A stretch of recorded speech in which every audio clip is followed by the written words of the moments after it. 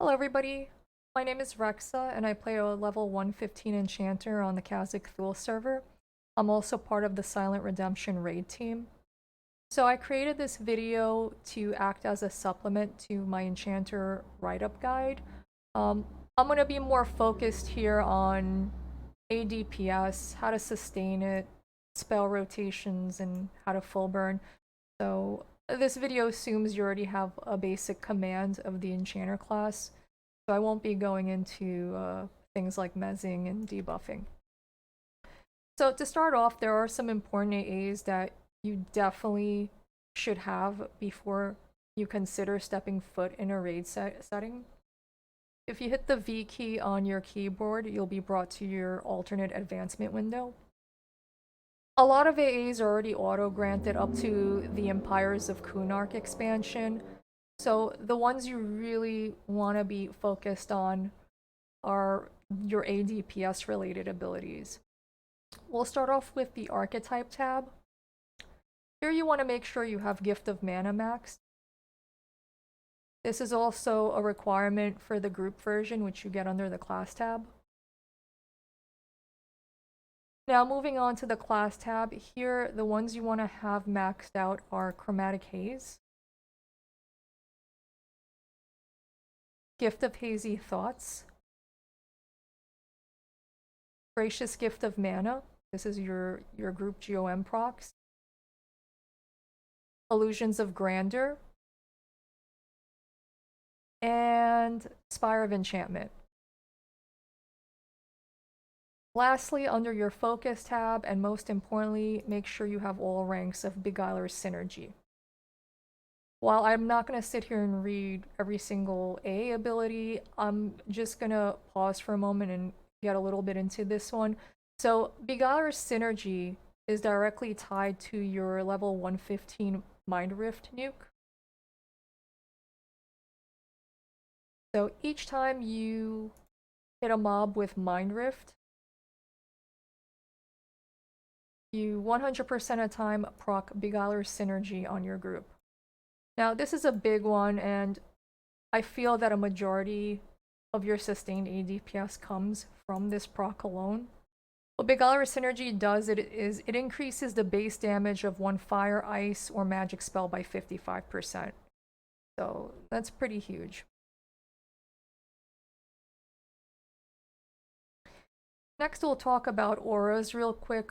There's really only two auras you want to be mindful of keeping up at all times. The first one you want to make sure you always have up is your Wingcast aura. This is a permanent type of aura, so you don't really need to be bothered with recasting it periodically. Just make sure it's up before an event begins. If you do die and get rezzed and whatnot, you will need to recast it at that point. The second one you want to be concerned with is your mana replication aura. This one is not a permanent aura, you will need to periodically refresh it. I personally use Gina triggers that tell me when it wears off. And this one, it adds extra procs to any spell damage spells that you land on a mob. If you are grouped with a second enchanter in the group, that enchanter can run Fortifying Aura and Divisor's Aura, so that way you guys don't overlap on your auras. But I'm pretty much gonna just leave it at that with the aura topic. The next thing we want to discuss are spell runes.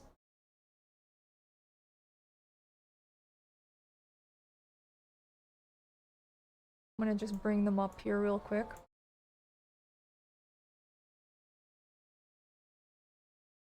So there's three types of spell runes that you want to be aware of. I'll just go over these. The first one is Legion of Kildrew Khan. This one absorbs 20% of incoming direct spell damage. I know it doesn't say direct spell damage, but just be mindful that that's what it absorbs. The second one is Legion of Seknar. This one absorbs 20% of incoming DOT spell damage. And the third one is Divisor's Auspice. It does a couple of things, but the main thing you want to be concerned with is that it absorbs 25% of incoming DOT spell damage. So this one absorbs a little bit more than Legion of Seknar, but you can have both of them up on you. So before a raid event begins, generally all the enchanters will pre-buff the raid with these 3 runes. However, depending on the event, you may want to have an enchanter rune rotation. And if you have an idea of what happens in the event, or your raid lead communicates what to expect, if you know there's going to periodically be heavy AE direct damage spells being thrown around, then you want to probably be concerned with T being or MG being Legion of Kildrakhan. Now, in cases where there may be heavy AE DOT spell damage, that's where then you want to be concerned with T being or MG being Divisor's Auspice. Since Divisor's Auspice, again, is a little bit better than Legion of Seknar. So that includes spell runes. The next thing we'll discuss are your personal runes. There are several that I keep up on myself. The first one, which is pretty important and all intelligence casters get, is Shield of Destiny. This is a rune that absorbs melee hits and direct spell damage. I know it doesn't spell it out here either, but it affects direct spell damage. So this one's a big lifesaver in many instances. Always make sure you have it up on you. Another one that I keep up on myself is Polycascading Rune. Is also a spell I just keep memorized up at all times. And the other 2 runes that I keep up, and I always make sure I'm pre-buffed with them, are my AA runes, which are Eldritch Rune and Veil of the Mind Shadow.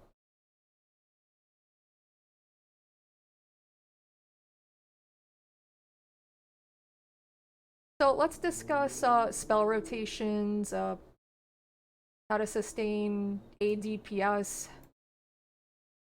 I'm gonna just drag out my my hotbar here. So the main spell rotation that you want to familiarize yourself in the following order is Composite Reinforcement, Mindrift, Mind Slash, and Pulmonary Grip. This spell rotation accomplishes several things. First, it gives precedence to Composite Reinforcement and Mindrift always being cast on cooldown. That's why they're in the first 2 slots. With this spell rotation, you can also fulminate Enchanter alliances if you're running with 3 or more enchanters. Keep in mind that Enchanter alliances are only affected by pure direct damage nukes. I get asked this periodically, but Pulmonary Grip, even though it does have an initial direct damage component in it, does not count towards fulminating Enchanter alliances. So be aware of that. Also, with this spell rotation, you will periodically be proccing Beguiler's Synergies, you'll be proccing Gift of Hazy Thoughts, and group GOMs for your group.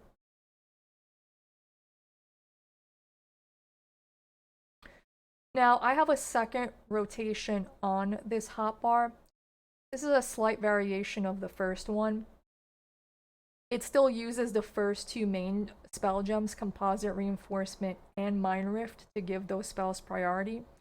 But you'll notice I have 2 back-to-back Pulmonary Grips here. So I like to use this secondary rotation in all cases where I'm not running an Enchanter Alliance or I'm not trying to fulminate one. It's also a good rotation to use on ads that die quickly as you're assisting the MA on the raid. The one downside though with this rotation is that although it's a high DPS rotation, it is very, very mana intensive. So if you're just starting out, you don't have great gear, you don't have the highest mana pool, you may want to just stay away from this one for the time being. Now just so you see how the spell rotation works, I'm just gonna go back to the main one. You're gonna see I'm casting Composite Reinforcement, Mindrift, Mind Slash, Pulmonary Grip.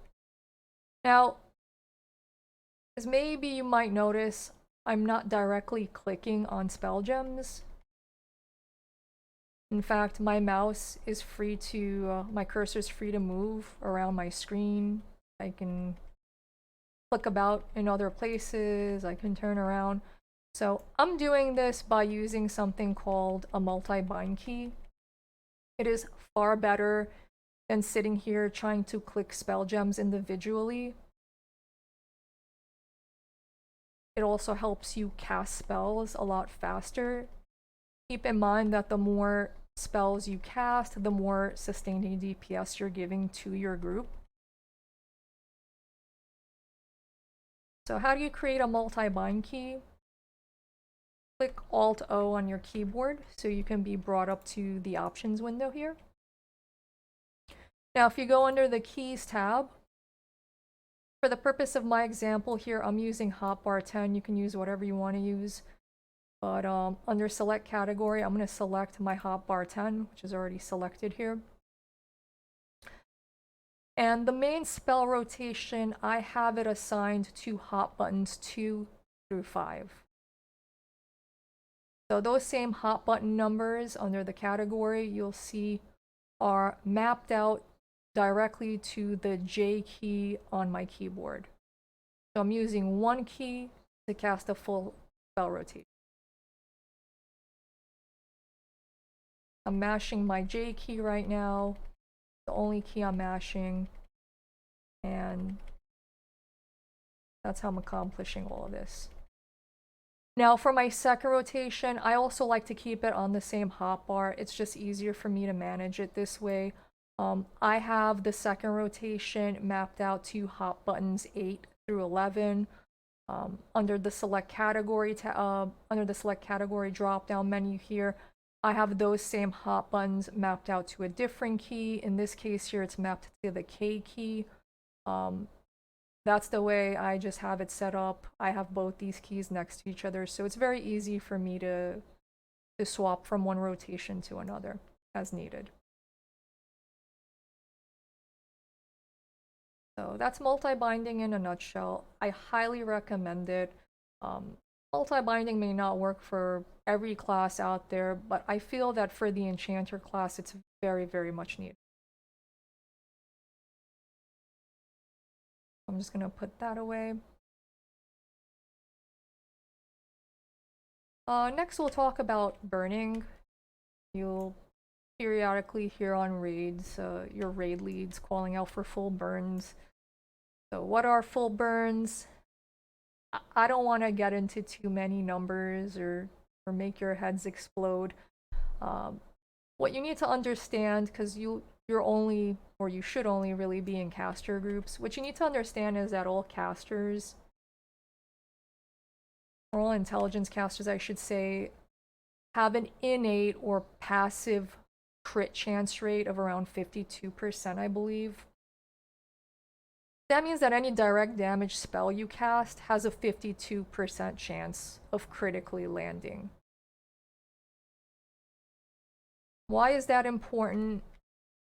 When you are running a full burn, one of the main goals behind a full burn is for everybody to have their crit rate chance elevated to 100%. So how do you do that? Well, you'll notice during a full burn that 3 buffs usually go flying out. You'll notice that a ranger will TB or MGB their auspice buff on the raid. You'll also notice your druid casting group wolf on the group. And what you have is illusions of grandeur. So all three of those buffs combined on you raises your crit chance rate for direct damage spells to 100%. That's the main takeaway here. That's what I want you to understand. So, how do you full burn? I'm gonna just drag out this hotbar here on my screen. I have my full burn in a neat order on a devoted hotbar. It just requires one hotbar for me. So what do I have on this hotbar? The first two hot buttons, I have my Forceful Rejuvenation AA on it. And next I have my Composite Reinforcement spell. Why do I have it this way? Well, burns can sometimes happen right when an event is triggered. I guess an event that comes to mind would be the Zalandikar event. There may be times though where I have to full burn midway through an event or, you know, as burns are refreshing. In those instances where I have to burn midway through the event, my composite reinforcement might not be up. So what Forceful Rejuvenation does is that it resets any spell gems I have on cooldown, including composite reinforcement. I only really use Forceful Rejuvenation for composite reinforcement. There's really no need for it to be used for anything else, really. So, moving along down this hotbar, the next three AAs I have on it are Focus Arcanum, Improved Twincast, and Illusions of Grandeur. I also have a social key that activates those three AAs, and there's also a blurb here, a line for my group telling them that IOG is up. I do it this way because it signals to my druid to run their group wolf. I know people have Gina triggers, but sometimes things can get lost in the mix if, you know, you're in the middle of something. So that's why I like to also tell the group as soon as it's activated that IOG is up. Next I have a spell gem with Mindrift on it. I have my Chromatic Haze AA ability. And I have a social key activating Chromatic Haze and telling the group that Chromatic Haze is up. So there's two reasons behind this. I don't necessarily always hit Mindrift in between IOG and Haze, but the general idea here is that you want to have maybe somewhere around a 2 to 3 second gap between IOG and Chromatic Haze. This gives time for the casters in your group to be clicking their own individual abilities to prepare themselves to use a big nuke or big spell with Chromatic Haze. So that's why I like to do it this way. An added benefit is that Mindrift will also proc Beguiler's synergy on the group, which they can also use with whatever big nuke they're planning to use Haze on. And another thing is the Druid. Druids are a special scenario where they need to land one of their biggest damage spells called Nature's Fervid Wrath on the mob right before you do Chromatic Haze. In their special circumstance, the first dot tick of that spell will eat up the Chromatic Haze buff for them. So I don't want to get too much into druids, but just know and understand that realistically maybe there should be like a 2 to 3 second gap between IOG and Chromatic Haze. If you're lagging, you know, and you find yourself having a larger gap with Mindrift, you can nix it all together, but just be mindful of that. Some of my druids are pretty good about making a Chromatic Haze key themselves, so this way I immediately click Chromatic Haze when they tell me to. Now after I click Chromatic Haze, I'll be clicking my Robe Click. It adds a buff for my chromatic spells. And then I'll use my large spell to consume my haze buff, which in this scenario is Pulmonary Grip. I'll then land a personal dot, which is Mind Coil. And then I'm going to go straight into my sustained rotation using my multi-bind key. So just so you can kind of see this in action, just hash this mob. Let's pretend we're fighting, blah, blah, blah. And then all of a sudden, you know, we have to full burn. I'll hit Forceful Rejuvenation, Composite, my Burn Social Key, my Mindrift, Chromatic Haze, my Robe Click, my Pulmonary Grip, Mind Coil. And now I'm just going straight into my sustain rotation. I'm mashing my J key. There'll probably be Enchanter Alliances thrown around. And that's pretty much it. That's how you work with a full burn, really.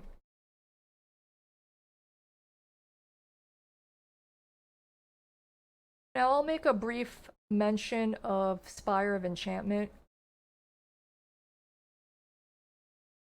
There's a couple of different ways to use it. You can read my write-up guide for more info, but you know, just as a quick note, if you don't have if you happen to not have a ranger at all on the raid, it's okay to use Spire of Enchantment together with IOG. Otherwise, if you do have a ranger, you may typically cast Spire of Enchantment after Illusions of Grandeur wear off.